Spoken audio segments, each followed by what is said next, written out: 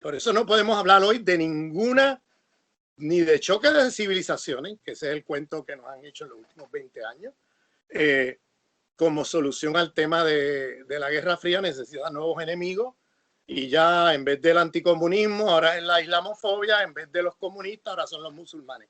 Bueno, pues ese cuento de choque de civilizaciones, mira, ¿dónde está la otra civilización? Si las has destruido todas. O sea, ahora estamos todos adentro, ya no hay nadie afuera. ¿Me entiendes? O sea, no me digas que choque de civilizaciones, si las has destruido todas. Aquí no hay choque de civilizaciones. Aquí lo que hay es una que se cargó, como dicen los españoles, se cargó las otras, las destruyó las otras. Y entonces, claro, la implicación política que tiene esto es que, bueno, si tú entiendes que estamos en un proyecto civilizatorio, y si tú entiendes ya la parte teórica, ¿no? De que no puedes decir que ahora cambiando el sistema económico ya resuelves el racismo, resuelves el dualismo cartesiano, resuelves todo automáticamente porque lo otro es superestructura, ¿no? Y se supone que la superestructura es un derivado de la infraestructura. Ese era el esquema en el que estábamos. Pues resulta que no, que es al revés, que esa que llamábamos superestructura es infraestructura, es un principio organizador de la acumulación de capital. Y es como el capitalismo histórico, el realmente existente, es el sistema económico de una civilización. Y una civilización que es destructiva de la vida en su sentido más amplio. Y entonces, ¿qué pasa? La implicación política es que ¿cómo destruimos este sistema? Ya no podemos pensar, como pensaba el socialismo del 20, que este sistema lo destruimos a través de lucha de clases y resolviendo el problema económico y ya con eso acabamos con el capitalismo y ya resolvemos todo lo otro. Esa historia, bueno, no los creímos por un tiempo y luego vimos que eso no funcionó. O sea, de cara al 21 tenemos que pensar de cara a los errores que se cometieron en el 20. Y uno de los errores fue ese. No darnos cuenta que estamos en un proyecto civilizatorio y que no se trata de un monstruo de una cabeza. Estamos hablando de un monstruo de 14, 15 cabezas. Y que si tú cortas una sola cabeza, no vas a resolver, no vas a matar al monstruo, porque el monstruo tiene todavía 14, 15 cabezas más. No sé si me sigue. En otras palabras, el proyecto de transformación tiene que tener como horizonte, aunque no podamos hoy realizarlo, pero el horizonte tiene que ser un cambio en las lógicas civilizatorias hacia la fundación de una nueva civilización, ¿bien?, que rompa con todas estas diferentes lógicas de dominación que he nombrado, o sea, la división internacional capitalista del trabajo, centros, periferia, la estructura de clases que constituye ese sistema, el sistema interestatal organizado entre países imperialistas, países periféricos, con la idea de autoridad política del Estado, la ficción del Estado-nación, con todos los problemas que crea, la jerarquía de dominación racial, la jerarquía de dominación patriarcal, que es de corte cristianocéntrico, con una jerarquía de dominación de género y de sexualidad, la jerarquía de dominación lingüística, donde privilegiamos lenguas europeas sobre lenguas no europeas, la estructura de dominación pedagógicas, epistémicas, donde el conocimiento europeo se privilegia sobre el no europeo, las estructuras de dominación ecológicas, ¿no?, donde ya describimos el dualismo cartesiano y cómo esta civilización organiza esto, destruyendo la vida, las estructuras de dominación de los medios de comunicación, ¿no?, que se privilegia las narrativas imperialistas occidentales de lo que pasa en el mundo y formas alternativas de información quedan excluidas, subordinadas, subalternizadas, etcétera. Las jerarquías de dominación, bueno, político-militares en el mundo, las jerarquías de dominación, o sea, puedo ir por la lista, yo tengo trabajo sobre eso y yo identifico como 16 jerarquías de dominación. Y las jerarquías de dominación médicas, donde privilegiamos la forma de medicina occidental contra las medicinas tradicionales. Bien, o sea, la lista es larga. Formas de dominación, las jerarquías de dominación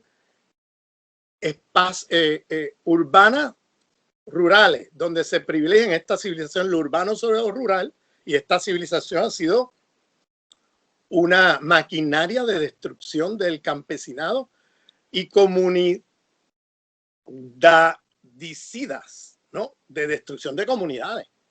Y entonces hemos puesto la mayor parte de la población del mundo ahora en las zonas urbanas, y todo lo que es las zonas rurales, agrícolas, etcétera, cada vez son menos la población que viven ahí. Eso crea unos desastres ecológicos brutales, además de toda la pobreza concentrada en las ciudades, la gente que no tiene por dónde comer, porque no tiene acceso a la tierra, porque está ya fuera del campo y de las, etcétera, etcétera. O sea, cuando miramos, estamos hablando de un paquete, de una civilización que organiza el capitalismo de una forma particular. Por eso yo, no sé si te acuerdas aquel lema del debate del socialismo en el siglo XX, que se hablaba del socialismo realmente existente. No el que nos imaginamos, no el que deseamos, el que realmente existe. Bien, pues yo uso el mismo término para hablar del capitalismo realmente existente. No el del primer tomo del Capital, no el abstracto, no, el capitalismo histórico, como diría Wallace, el histórico, el que verdaderamente existe. Pues este se creó a través del colonialismo. Fue lo que creó este sistema global. El capitalismo fue el motor del capitalismo. Y si entendemos eso, entendemos que entonces no estamos hablando solamente de un sistema económico.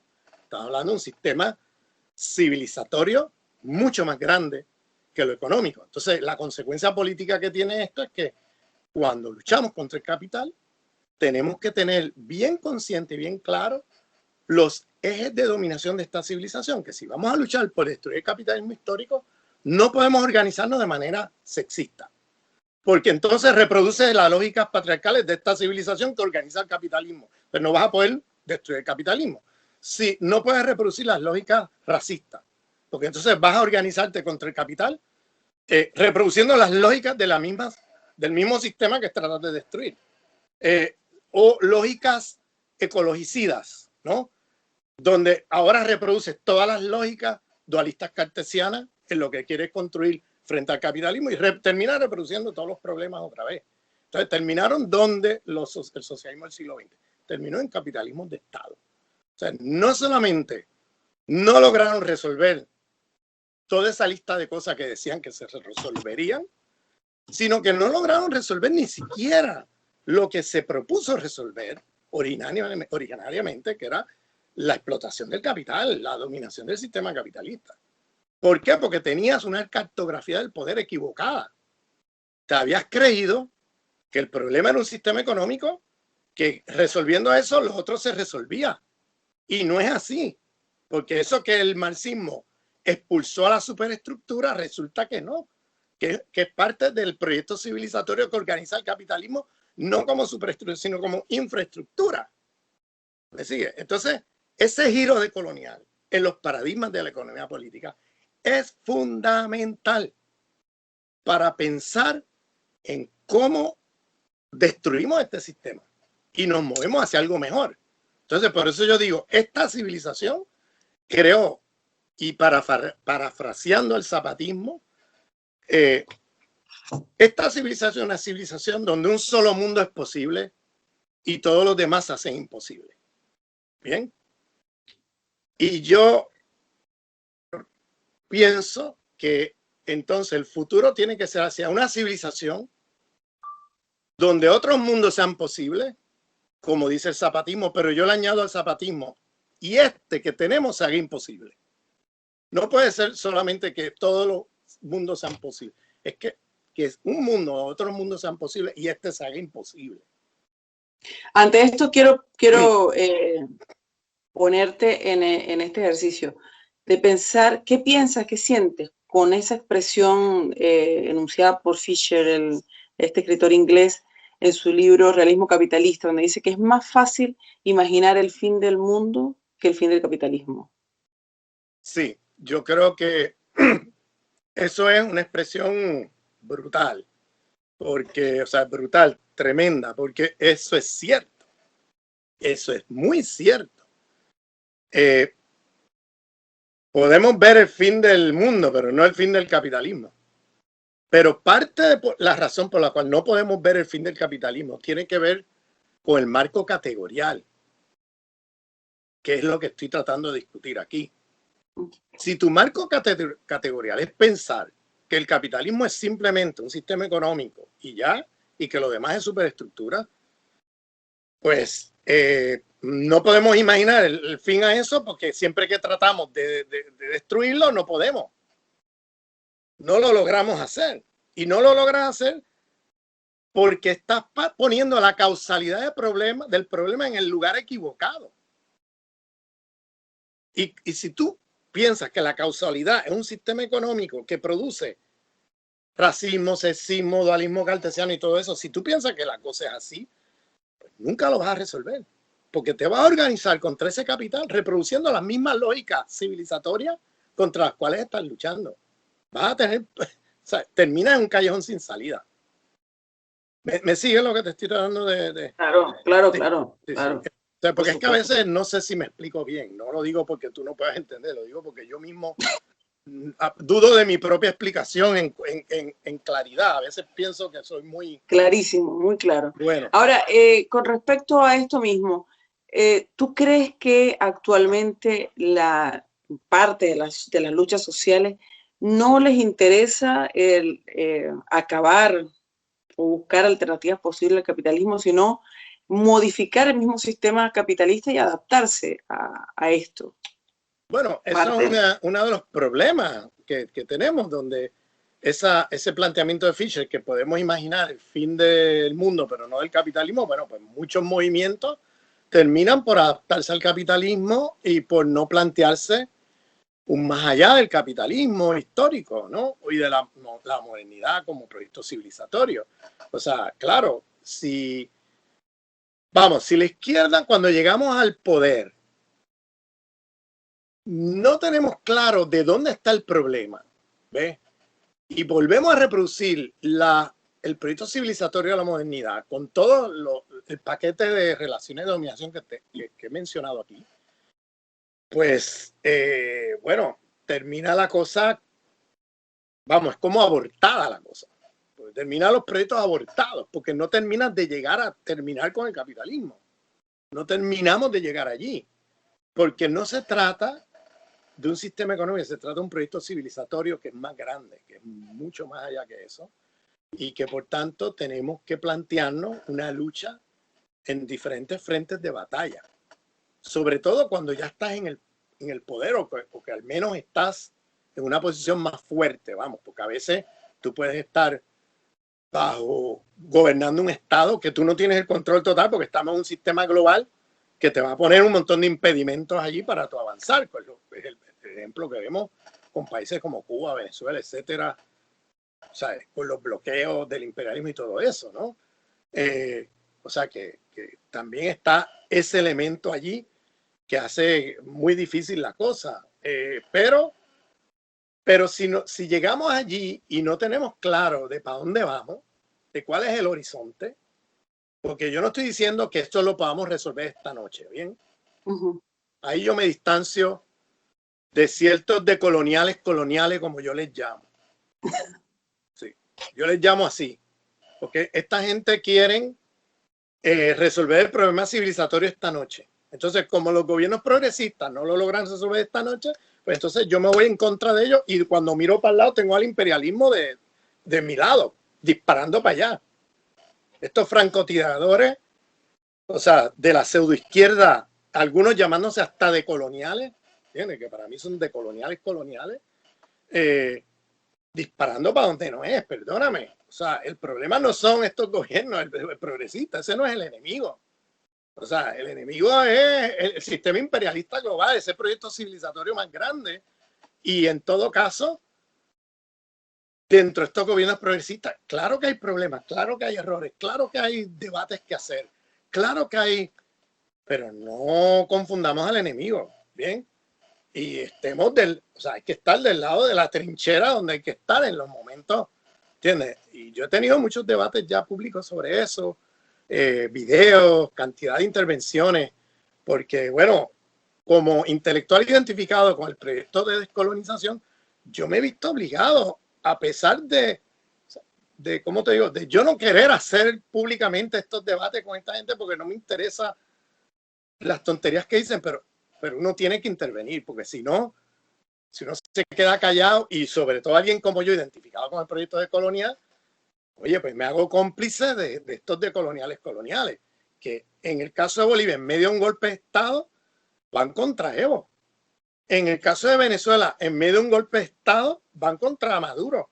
Y ahora van con el Yaku, esta ficha del imperialismo puso allí, el Yaku, ahora te lo venden como de izquierda y hasta de colonial, al Yaku en Ecuador.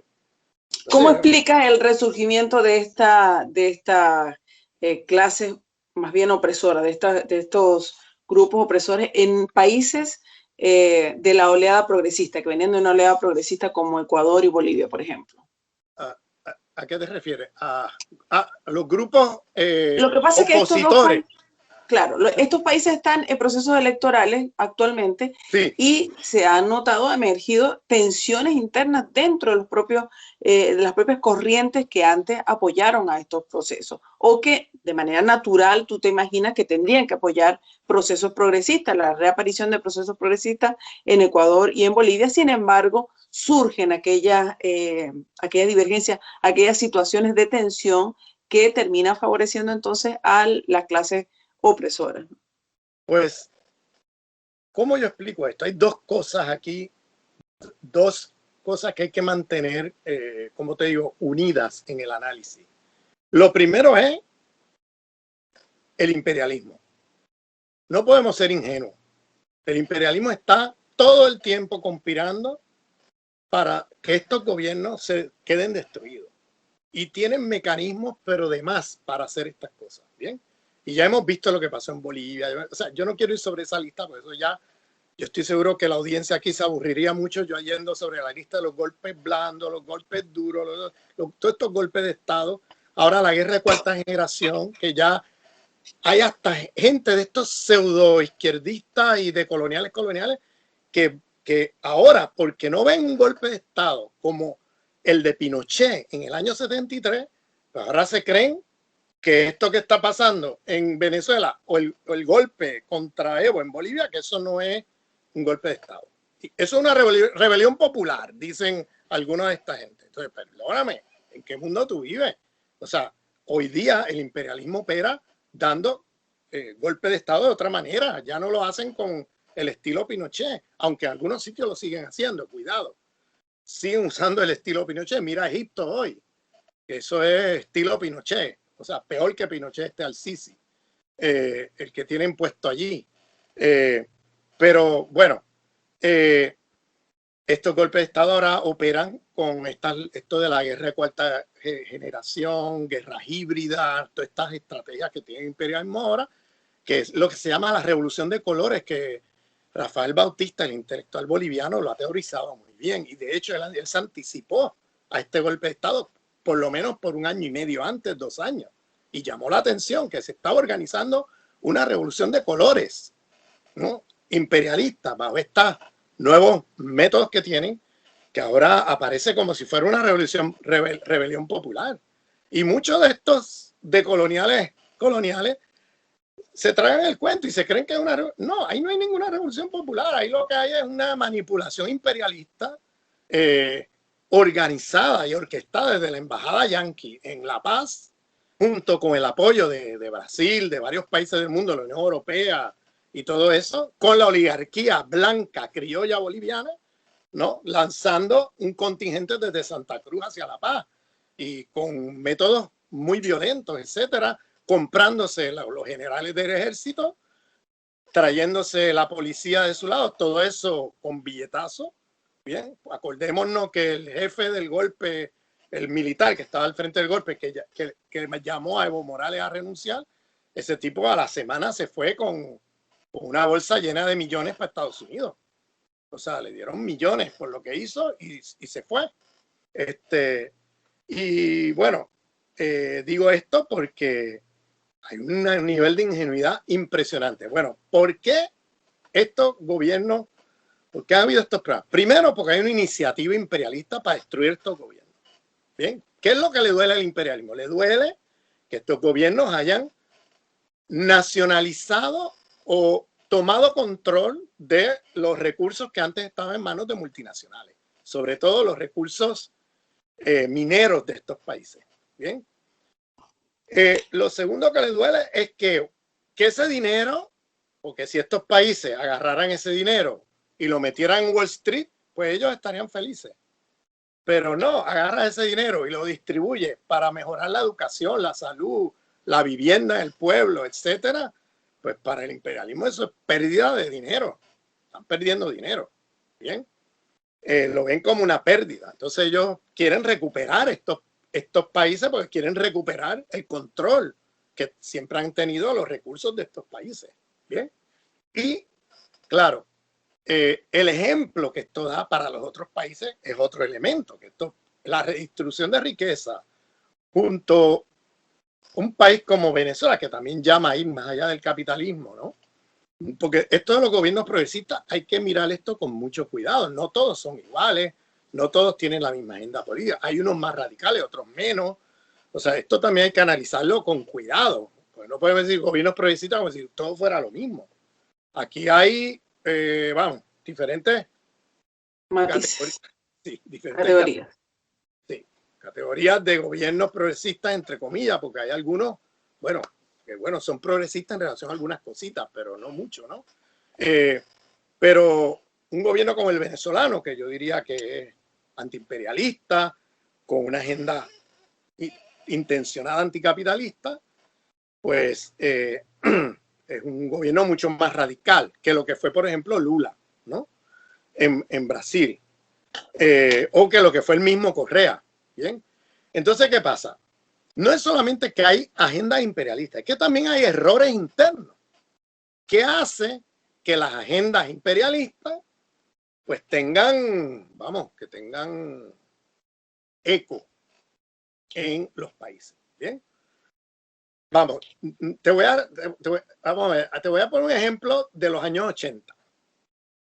En la Nicaragua sandinista, que si te acuerdas, el imperialismo que hacía, armó al ejército de Somoza en la frontera con Honduras para atacar todos los días a Nicaragua, un país pobre como Nicaragua, que está tratando de levantarse, que nacionalizó todas las empresas de Somoza y que intenta ahora reconstruir una economía mixta, tratando de recuperar recursos, etcétera, para el pueblo y todo eso. De momento le hacen una guerra en la frontera que tiene que dedicar el 60% de su presupuesto a defenderse. Eso no lo aguanta ningún país, o sea, ningún país pobre. Tú pones el 60% de que en vez de tenerlo para mejorar, no, lo tienes para defenderte, para armas, para ejército, porque tienes una guerra permanente en la frontera con el viejo ejército somocista, que el imperialismo te lo ha organizado en el otro lado de la frontera con Honduras, y ahora te atacan todos los días. ¿Bien? Y además tienes contingentes desde Costa Rica por el sur también atacándote. ¿Bien? Entonces estás en una guerra, matando gente todos los días, muriendo soldados todos los días. Entonces crean el tema de la hiperinflación, que esto es uno de los mecanismos por excelencia del imperialismo, que lo usaron en el gobierno de Allende, y le funcionó muy bien. Que siempre quieren tumbar un gobierno, devalúan la moneda del país y a través de ese mecanismo crean una hiperinflación, donde entonces la gente empieza a tener problemas de abastecimiento de productos de primera necesidad, porque ya la moneda no te vale nada para comprar comida ni para comprar medicina, y cuando vienes a ver, lo que ellos quieren es que la gente se levante contra el gobierno que ellos quieren derrocar. Ese es el mecanismo, pero clásico, que ha hecho la CIA toda la vida. Te puedo poner 100 ejemplos aquí. Bien, y claro, eso es Venezuela.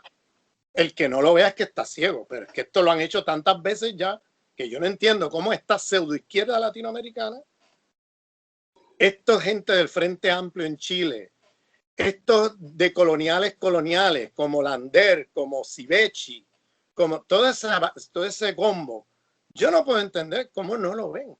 ¿Cómo no lo ven? ¿Entiendes? No lo puedo entender, sinceramente. Lo veo.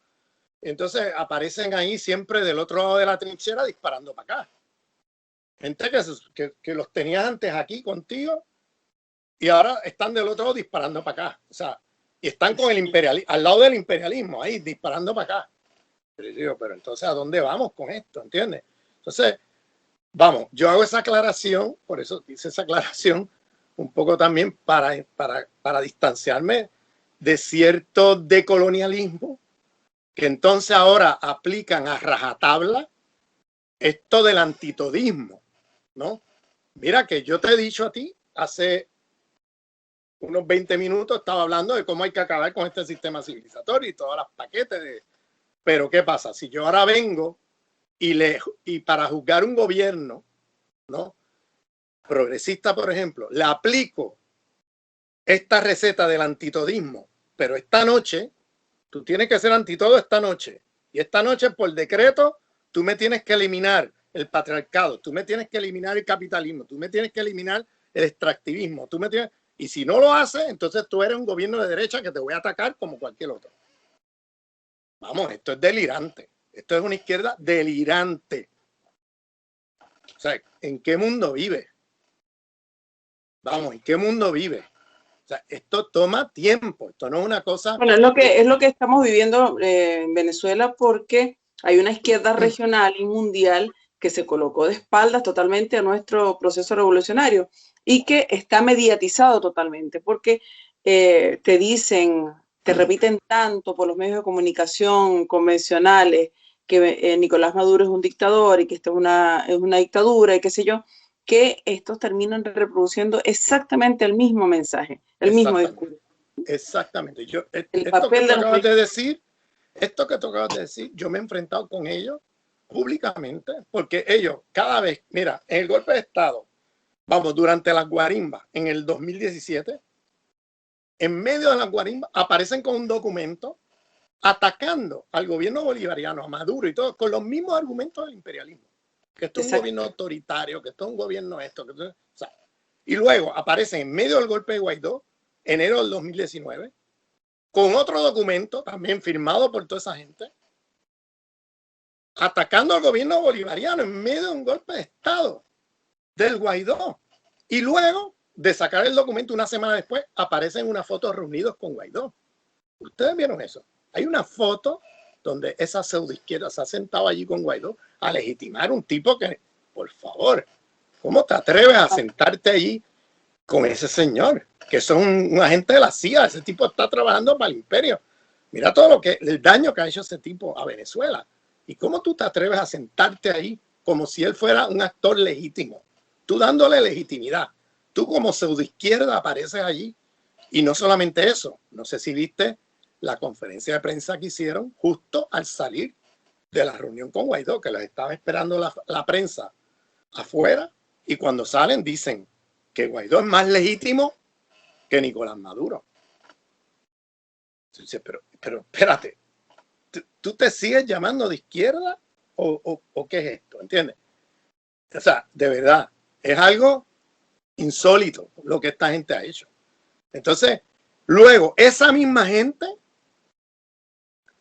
aparecen 10 meses después, noviembre del 19, los mismos en medio de un golpe de Estado atacando a Evo Morales. Entonces dices, pero por favor, esta gente... Y ahora aparecen apoyando al Yaco.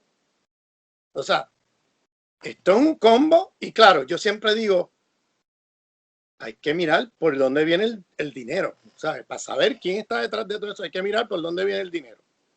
¿Bien? ¿Quién financia a esta gente? ¿De dónde viene el dinero? Porque, oye, les publican, les pagan las publicaciones, les pagan, o sea, no tienes idea. Yo he ido a Alemania y me he encontrado allí en universidades los textos de esta gente pagados. Y yo, pero ¿y cómo es esto? Pues mira, es muy sencillo. Hay una vieja historia de el imperialismo yanqui de usar fundaciones alemanas como intermediarias para canalizar recursos de la CIA a la pseudoizquierda que ellos quieren apoyar. Eso es una cosa vieja quiero decir de los años 50 para acá. Y entonces, en un primer momento usaban la fundación de Willy Brandt, el socialdemócrata alemán, para pasar millones a Felipe González en España, a Mario Suárez en Portugal, bueno, podemos ir sobre la lista en América Latina, en otros lugares, a Carlos Andrés Pérez, o sea, en Venezuela, o sea, toda esta socialdemocracia que eran todos de derecha para impedir que hubieran gobiernos de izquierda ganando elecciones, sobre todo en el caso de España y Portugal, comunistas, ¿no? Los partidos comunistas que eran muy fuertes después de la caída de las dictaduras de Salazar y de Franco, pues tenían miedo que fuera a ganar el Partido Comunista. Entonces, ¿qué hicieron? Pasaron una millonada a través de la Fundación Willy Brandt, pero también Carlos Andrés Pérez, los adecos, recibieron también de la Willy Brandt. O sea, todo esto, ¿qué pasa? La CIA no puede, para su pseudoizquierda mundial, pasar el dinero directamente porque los desprestigia y queda muy evidenciado. ¿Qué hacen? Usan fundaciones alemanas de intermediarios. Y es lo que está pasando hoy. Ya no es la Willy Brandt, ahora son otras. Ahora son otras fundaciones que son las que están pasando el dinero. Entonces son fundaciones con una imagen de izquierda, entre comillas, que a veces para crear esa imagen de izquierda también a veces financian cosas que valen la pena, porque es parte de la imagen de izquierda que quieren dar, pero cuando se trata del meollo de la cosa, ellos saben para dónde van. Entonces, fíjate que son fundaciones que están dedicadas a atacar los gobiernos progresistas. Bueno, Correa los echó de Ecuador. Y ahora volvieron con Lenín Moreno a Ecuador. Entonces, yo digo, mira, hay que ver quién le financia a esta gente, qué es lo que está.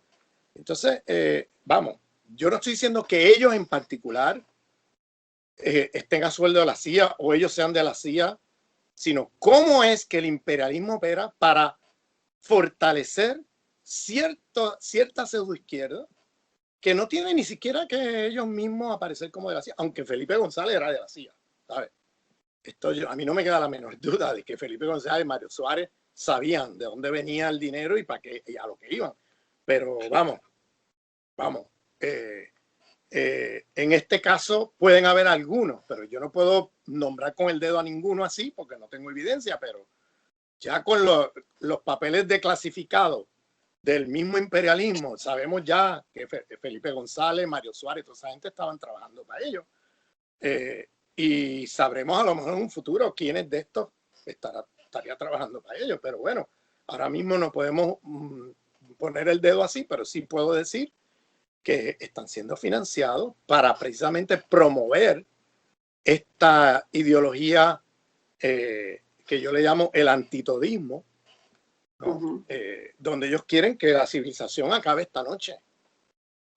Espérate un momento, hay unas temporalidades aquí que no te puedes saltar. Yo que soy de los que promuevo en la fundación de un nuevo proyecto civilizatorio, pues no soy el primero que digo, oye, que esto no va a ser esta noche. Ni puedo yo exigirle a un gobierno progresista que lo haga esta noche. En 5 años, en 10 años. No, para nada. Esto puede tomar 100 años, ¿entiendes? Y ya el tema de tú salirte de la industria extractivista, vamos, y crear una economía diversificada, perdóname, eso no se hace ni en 5, ni en 10, ni en 20, ni en 30. Eso toma varias décadas. O sea, 40 años te puede tomar. Pero si encima tienes al imperialismo destruyendo tu economía, entonces, bueno, vamos, ¿hasta dónde vas a llegar con eso? O sea, ahora, ajá, dime. Perdón, cuando tú hablas de descolonización, de colonialidad, ¿cómo planteas, cómo es en la praxis, cómo se hace praxis de estos conceptos?